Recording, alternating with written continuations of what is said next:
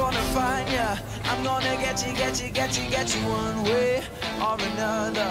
I'm gonna win ya. I'm gonna Bachelor έχουν κι αυτές, σαν εσάς. Και η νύφη ποια είναι από όλες? Αυτή? Ναι. Τέλεια.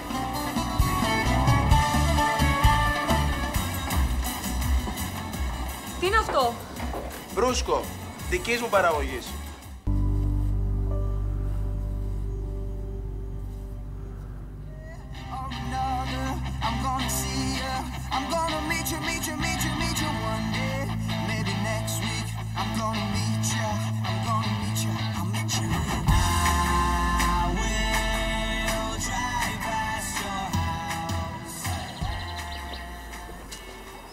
Καλά ρε Ματθαίο, θέλεις να με συγχύσεις μια μέρα πριν το γάμο μου?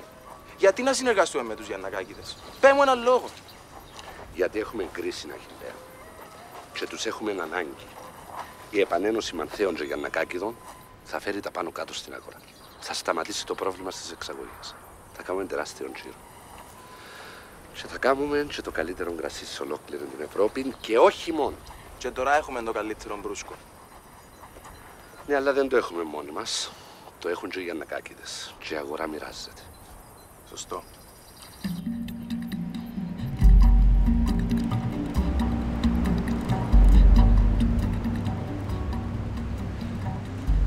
Όχι, Θεία Διαμαντή, αποκλείεται. Μόνο πάνω από το πτώμα μου θα ξαναγίνει η ένωση των εταιριών και συνεταιρισμός με αυτούς.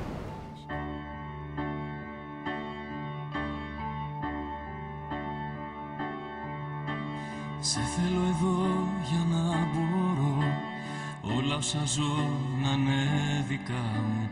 Να σε πληγή απ' την πληγή, να σε χαρά απ' τη χαρά μου. Να σε δω για τη ζωή, με ένα σώμα δεν αρκεί. Σε θέλω εδώ για να υπάρχω. Σε θέλω εδώ για να μπορώ να έχω έναν άνθρωπο δικό μου, με τη σιωπή να του μιλώ όπως μιλάω στον εαυτό μου, και να μοιράζομαι στα δυο τα άστρα, το χρόνο, το λεπτό. Ό,τι κι αν δεν η καρδιά μου, εσύ να σε έχω. Να μπορώ να σ' αγαπήσω,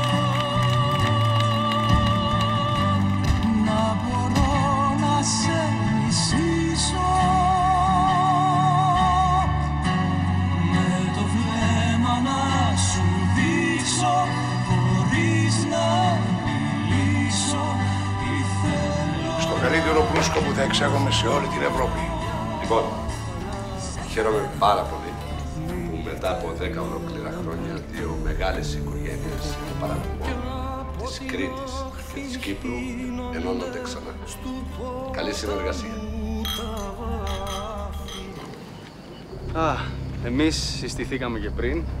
Ευρυδίκη, να σας συστήσω. Η Μελίνα, ο Αχιλλέας.